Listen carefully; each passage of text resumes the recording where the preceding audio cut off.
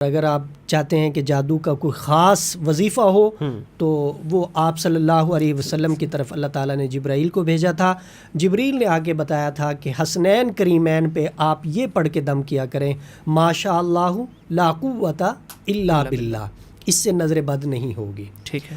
اور قرآن پاک سورہ نون کی آخری 2 آیات ہیں وَإِن يَكَادُ الَّذِينَ كَفَرُوا لَيُزْلِقُونَكَ بِأَبْصَارِهِمْ لَمَّا سَمِعُوا الذِّكْرَ وَيَقُولُونَ إِنَّهُ لَمَجْنُونٌ وَمَا هُوَ إِلَّا ذِكْرٌ لِّلْعَالَمِينَ. 7 مرتبہ پڑھ کے دم کیا جائے بچوں کے اوپر، بڑے کے اوپر، جس کو نظر ہے اس کی نظر ختم ہو جائے گی. حضرت کعب بن احبار رضی اللہ تعالی عنہ یہ ایک یہودی عالم تھے، مسلمان ہو گئے، اسلام قبول کر لیا، اسلام کی تبلیغ کرتے رہے.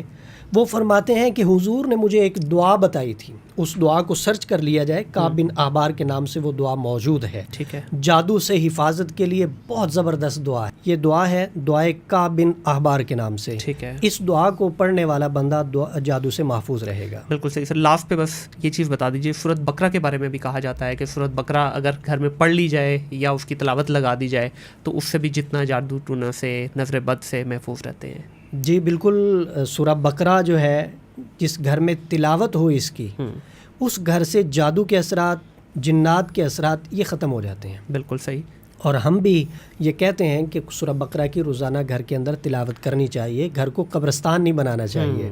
سورہ بقرہ بڑی برکات رکھتی ہیں اور خاص طور پہ یہ جادو کے معاملے میں گھر کے افراد کے اوپر سے جادو وغیرہ ختم ہو جائے گا.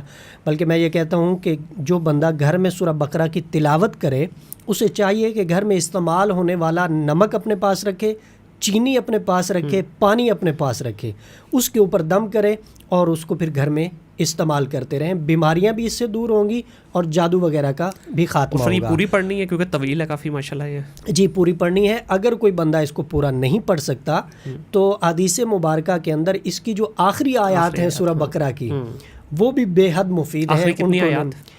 آمن الرسول سے لے کے آمن الرسول بما انزل الیہ من ربہ والمؤمنون